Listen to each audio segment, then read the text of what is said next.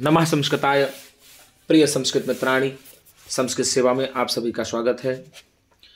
हम लोग पढ़ रहे हैं महाकवि भारत द्वारा विरचित किरातार्जुन महाकाव्य का प्रथम सर्ग, जिसमें हम लोगों ने अभी तक 1 से 30 श्लोकों तक का अध्ययन कर लिया है और थोड़ा सा 1-2 दिन कार्य में व्यस्तता रहेगी, तो इस कारण से हम कल की जो परीक्षा दृष्टि थी 30वें श्लोक की, उसको आप लोगों को नहीं दे पाए थे आज की सुबह क्लास में। तो वही 30वें श्लोक की हम लोग आज परीक्षा दृष्टि को लेकर के आए हैं और सायंकालीन में, और इस परीक्षा दृष्टि को हम लोग हल करेंगे। तो एक थोड़ा सा क्षमा प्रार्थी हूँ, 1-2 दिन समस्या हो सकती है, विभागीय कार्यों को लेकर के थोड़ा कार्यक्रम ज़्यादा है, तो इस कारण से व्यस्तता बढ़ गई है, इस कारण से नहीं आ पा रहा हूँ। तो इसके लिए बड़ा ही मुझे भी आपसे खेद है, खेद के साथ कहना पड़ रहा है। फिर भी मैं प्रयास करूँगा कि अच्छे से हमारी क्लास चलती रहेगी। तो इसके लिए आप लोग नहीं सोचिए कि क्लास बंद हो जाएगी, नहीं, क्लास चलेगी, 8 बजे से ही चलेगी। 1-2 दिन हो सकता है इधर उधर हो सकता है समस्याओं के कारण से, तो उसको भी आप लोगों को थोड़ा सा हमें सपोर्ट करना चाहिए। तो हम लोगों ने पढ़ा था कल रात्रि में 30वें श्लोक को, तो उसी की आज हम लोग परीक्षा दृष्टि देखेंगे। श्लोक था व्रजन्ति ते मूढ़धियः पराभवं भवन्ति माया विषये न मायिनः प्रविश्य ही घ्नन्ति सठासता विधान असमृतांगान इशिता इवेशवः। तो ऐसे हम लोगों ने पढ़ा था इसको। तो क्या है, व्रजन्ति ते मूढ़धियः पराभवम, किसको संबंधित करके कहा गया है? तो युधिष्ठिर को संबोधित करके कहा गया है। तो व्रजन्ति ते मूढ़धियः पराभवम, इसकी वक्ता कौन है? तो आप बताएंगे द्रौपदी हैं। कौन है गुरुजी? द्रौपदी हैं। द्रौपदी व्रजन्ति ते मूढ़धियः पराभवम, इसको संबोधित करके किसको उलाहना दे रही हैं? तो आप बताएंगे युधिष्ठिर को उलाहना दे रही हैं। अर्थात ते मूढ़धियः पराभवम व्रजन्ति, आपके जैसे जो मूर्ख बुद्धि वाले लोग होते हैं, मंद बुद्धि वाले लोग होते हैं, वह पराभव को प्राप्त हो जाते हैं, पराजय को प्राप्त हो जाते हैं। तो आप जैसे लोग पराजय को प्राप्त हो जाते हैं, ऐसा कौन कह रहा है? यदि प्रश्न आ जाए तो आप बताएंगे कि द्रौपदी कह रही है। आप जैसे लोग पराजय को प्राप्त हो जाएंगे, द्रौपदी ऐसा किसको कह रही है? तो आप बताएंगे द्रौपदी ऐसा युधिष्ठिर को कह रही है। जैसे दिया ही है कि व्रजन्ति ते मूढ़धियः पराभवम, किसको संबोधित करके कहा गया है? युधिष्ठिर को। युधिष्ठिर को संबोधित करके द्रौपदी ने क्या कहा है? तो कहा है कि व्रजन्ति ते मूढ़धियः पराभवम। तो मूढ़धियः का मतलब क्या होगा? तो मूढ़धियः का मंद बुद्धि होगा। क्या होगा गुरुजी? मंद बुद्धि, ठीक है। और यदि पूछ ले ते पद से किसका बोध होता है? तो युधिष्ठिर का बोध होता है। और व्रज धातु है, रूप चलता है व्रजति व्रजतः व्रजन्ति, व्रजसि व्रजथः व्रजथ, व्रजामि व्रजावः व्रजामः, ऐसा रूप चलता है, ठीक है ना गुरुजी? यदि प्रश्न ऐसे पूछता है तो आप निधड़क होकर के बताएंगे। और यदि आपसे मूढ़धियः में समास पूछ ले कि मूढ़धियः में कौन सा समास है, तो आप बताएंगे ध्यायति, ऐसे ध्यायति, ठीक है ना। अनया अनया इति धीहि, ध्यायति अनया इति धीहि। और क्या कहोगे? मूढ़ा, मूढ़ा, ठीक है ना। धीहि येषाम,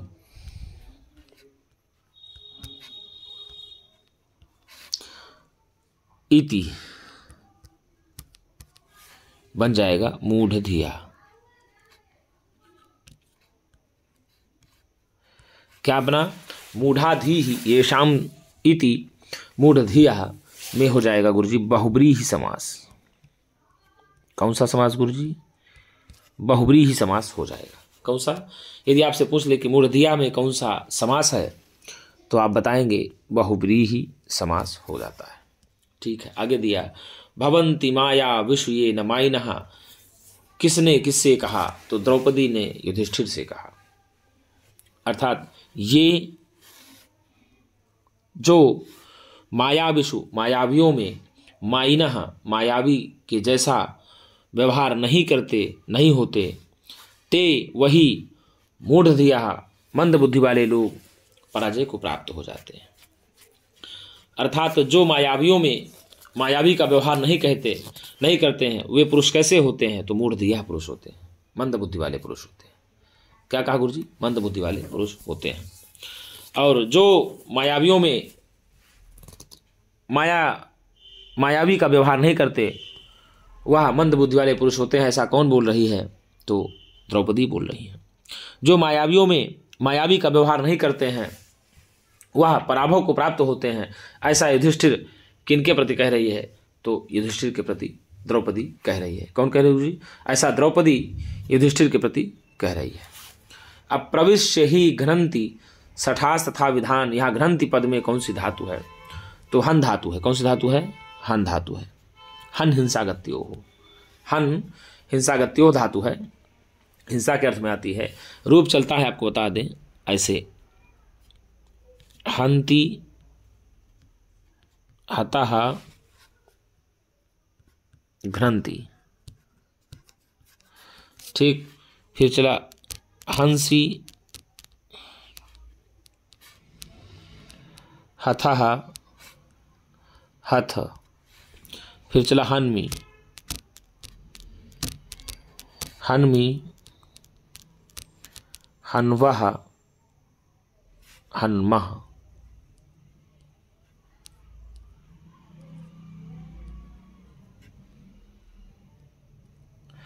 हन्मी हन्वः हन्मः, ऐसे रूप चलता है। ये विसर्ग है।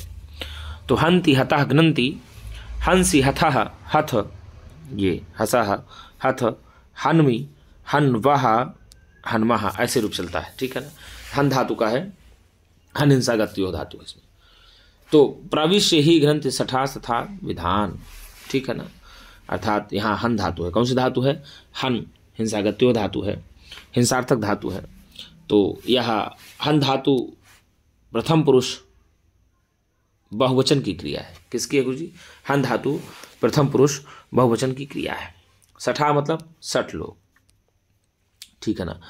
और जो प्रविश्य है तो आपको बता दें प्राविश्ल्यप बराबर प्रविश्य बन जाएगा। यदि पूछ ले कि प्रविश्य में कौन सा प्रत्यय है तो ल्यप प्रत्यय होगा। कौन सा प्रत्यय होगा गुरु जी? ल्यप प्रत्यय होगा। क्या बताएंगे आप? ल्यप प्रत्यय होगा प्रविश्य में। और माइनः का पदच्छेद क्या होगा आप बताइए, यदि पूछ लेता है आपसे। तो माया अस्ति येषाम इति माइनः, माया अस्ति येषाम इति बराबर माइनः बन जाएगा। ठीक है ना, बहुब्रीहि समास हो जाएगा। और आगे क्या कहेंगे? इसमें भी माइनः में भी बहुब्रीहि समास हो जाएगा। माया अस्ति येषाम माइनः, जिनके पास माया है वही होते हैं मायावी। ठीक है ना गुरु जी। अब आगे प्रश्न दिया है कि धूर्त निश्चल लोगों के भीतर किस तरह प्रवेश करते हैं? तो बाण की तरह। किसकी तरह प्रवेश कर जाते हैं गुरु जी? बाण की तरह। कैसी बाण की तरह? तो भैया निशिता इवेशवः, तीक्ष्ण बाण की तरह। कैसे बाण की तरह? तीक्ष्ण बाण की तरह।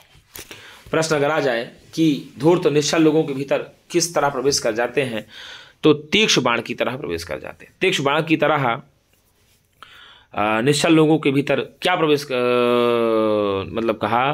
तीक्ष्ण बाण की तरह लोगों को, कैसे लोगों के भीतर, तीक्ष्ण बाण कैसे लोगों के अंदर घुस जाते हैं? तो आप बताओगे निश्चल लोगों के भीतर घुस जाते हैं।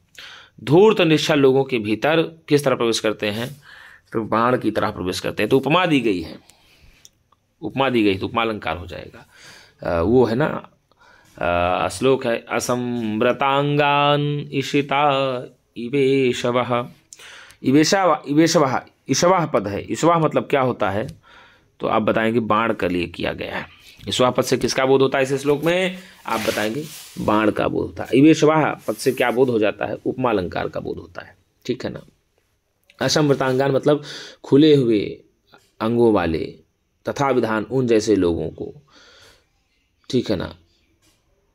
निशिता इवेशवः मतलब तीक्ष्ण बाण के समान प्रविष्ट होकर निश्चित ही मार डालते हैं। घ्नन्ति श्लोक ही था, व्रजन्ति ते मूढ़धियः पराभवम् भवन्ति माया विषयेन मायिनः प्रविश्य ही घ्नन्ति सठा सता विधान असंवृतांगान निशिता इवेशवः।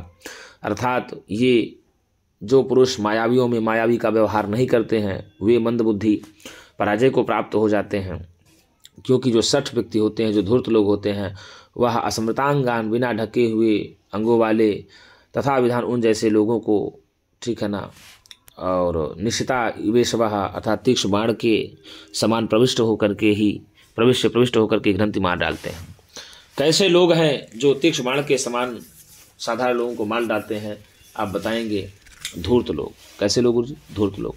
धूर्त लोग कैसे लोगों को तीक्ष्ण बाणों के समान मार डालते हैं? तो आप बताएंगे निश्चल लोगों को। निश्चल लोगों को कौन तीक्ष्ण बाणों के समान मार डालते हैं? तो आप बताओगे धूर्त लोगों को। और निश्चल लोगों को तीक्ष्ण बाणों के समान जो धूर्त लोग मार डालते हैं, ऐसा कौन बोल रही है? द्रौपदी बोल रही है। किससे बोल रही है? आप बताएंगे युधिष्ठिर से बोल रही है। ठीक है ना गुरुजी। जो लोग मायावियों के साथ मायावी आचरण नहीं करते वे प्राप्त होते हैं, पराजय को प्राप्त होते हैं। पराजय को कैसे लोग प्राप्त होते हैं? जो मायावियों के साथ मायावी का व्यवहार नहीं करते हैं। ठीक है। और जो लोग मायावियों के साथ मायावी का आचरण नहीं करते हैं वे पराजय को प्राप्त होते हैं, ऐसा कौन कह रही है? द्रौपदी कह रही है। जो लोग मायावियों के साथ मायावी का आचरण नहीं करते हैं वे पराजय को प्राप्त होते हैं, द्रौपदी किससे कह रही है? तो युधिष्ठिर से कह रही है। किससे कह रही है कुछ? युधिष्ठिर से कह रही है। ईश्वा पद का क्या अर्थ होगा? तो ईश्वा पद का अर्थ होता है बाण होगा। क्या होगा गुरु जी? ईश्वा पद का अर्थ होगा बाण। और यह ईशु शब्द का, किसका गुरु जी? ईशु शब्द का जो है अकारांत पुल्लिंग प्रथमा व्यक्ति बहुवचन का रूप है। ठीक है ना। ईशु शब्द अकारांत पुल्लिंग प्रथमा व्यक्ति बहुवचन का रूप हो गया। ठीक है ना गुरु जी। तो इस प्रकार से हम लोगों ने देखा कि इसमें क्या हो सकता है। तो मित्रों, यदि मेरा थोड़ा भी आपको वीडियो अच्छा लगता हो तो लाइक और सब्सक्राइब करने में कंजूसी ना करें। हाँ, एक बहन पूछ रही थी कि गुरुजी हम TRE 3 BPSC, तो TRE 4 आप लोग देंगे, 3 तो हो चुका है, तो TRE 4 में BPSC हम किससे सामान्य ज्ञान पढ़ें, कहाँ से पढ़ें? तो आपको हम बताना चाहेंगे कि आप लोग जो है यदि तैयारी कर रहे हैं BPSC की, तो आप 6 to 10 पुस्तक है सामाजिक विज्ञान की, और उसमें कुछ भूगोल है, इकोनॉमिक्स, जो भी इसमें चलती हैं, आप 9 to 10 की 6 से लेकर के 10 तक जो भी बिहार बोर्ड की पुस्तक है उसका अध्ययन कर लीजिए। और राष्ट्रीय आंदोलन मुख्य रूप से आप पढ़ लीजिए, राष्ट्रीय आंदोलन का भी अध्ययन आप कर लीजिए।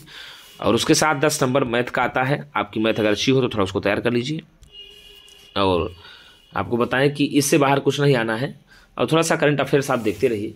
अब आपको बता दें कि जिसकी क्लास आपको अच्छी लगती हो करंट में, या जिसकी क्लास आपको ऐसी लगती हो कि हम BPSC में काम कर जाएगी, जो अच्छा पढ़ा रहा हो आपके दृष्टिकोण में, तो जहाँ से अच्छा आपको मैटर मिल पाए तो आप उसको भी ग्रहण कर लें, पढ़ते रहें। लेकिन मैं यही कहूँगा, अपने विशेष आप समय को जो है अपने विषय पर दीजिए। जब आप अपने विषय पर फोकस बना लेंगे, जब आप विषय पर पकड़ बना लेंगे, तो GK GS 10-15 भी अगर आप कर ले गए, तो 15 भी अगर आप कर ले जाएंगे और सब्जेक्ट में आप 75 मार्क के आएंगे तो सिलेक्शन हो ही जाता है लगभग। लेकिन यदि आप का GS भी ठीक होना चाहिए, तो GS पढ़ने के लिए आपको मुख्य रूप से भारतीय राष्ट्रीय आंदोलन पढ़ना चाहिए। और भारतीय राष्ट्रीय आंदोलन देखिए कौन अच्छा पढ़ा रहा है उसको पढ़ लीजिए। 10 नंबर का मैथ आता है, थोड़ा बहुत मैथ वाले टीचर को अच्छे मिल जाए तो उनको देख लीजिए। करंट अफेयर्स जो आपको अच्छा पढ़ाता है उसको देख लीजिए। नहीं कुछ आपको ज़्यादा पढ़ना तो आप 6 से लेकर के 10 तक जो है बिहार बोर्ड की पुस्तक को देख लीजिए, उसी में आपको GS मिल जाएगा, GK मिल जाएगा, और थोड़ा करंट अफेयर देख लीजिए। इसके बाहर कुछ नहीं जाएगा आपका, इसी के अंदर BPSC में प्रश्न पूछ लेगा। तो मित्रों, आज के लिए इतना ही। हम पुनः एक नई वीडियो के साथ मिलेंगे, तब तक के लिए नमः संस्कृताय।